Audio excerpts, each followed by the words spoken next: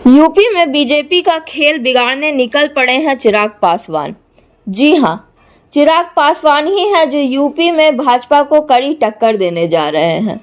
वैसे तो आपने बहुत सारी बातें सुनी होगी पॉलिटिकल पार्टीज के बीच में उथल पुथल की, खींचतान की, लेकिन अगर ये खींचतान प्रधानमंत्री मोदी के हनुमान कहे जाने वाले चिराग पासवान की ओर से हो तो ये जरूर ही एक बड़ी खबर होगी।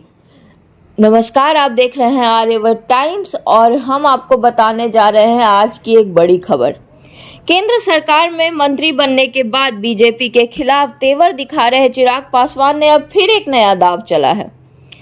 चिराग की पार्टी ने उत्तर प्रदेश में 9 सीटों पर हो रहे विधानसभा उपचुनाव में उम्मीदवार खड़ा करने का ऐलान कर दिया है।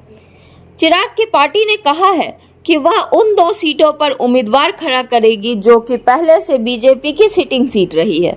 दिलचस्प बात तो ये भी है कि चिराग पासवान ने उत्तर प्रदेश में पिछले विधानसभा चुनाव में भी कैंडिडेट उतारे थे, लेकिन वोटिंग परसेंटेज बहुत कम मिलने की वजह से उन्हें मुंह की खानी पड़ी थी। वैसे पहली दफा केंद्रीय मंत्री बनने के बाद पिछले 4 महीनों में ही चिराग पासवान ने 4 बड़े मसलों पर केंद्र सरकार और भारतीय जनता पार्टी के स्टैंड से अलग बयान दिया है। अब चिराग की लोक जनशक्ति पार्टी रामविलास ने कहा है कि उत्तर प्रदेश विधानसभा की 2 सीटों पर उपचुनाव लड़ेगी।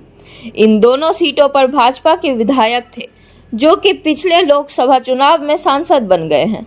उनके इस्तीफे की वजह से ही उपचुनाव हो रहा है।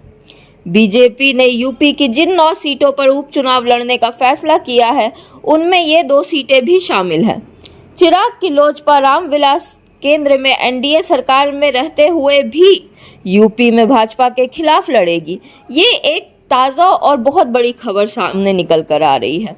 लोजपा रामविलास के उत्तर प्रदेश अध्यक्ष राजीव पासवान ने कहा है कि पार्टी प्रयागराज जिले की फूलपुर विधानसभा सीट और मिर्जापुर जिले की मंझवा विधानसभा सीट पर उपचुनाव में प्रत्याशी खड़े करेगी।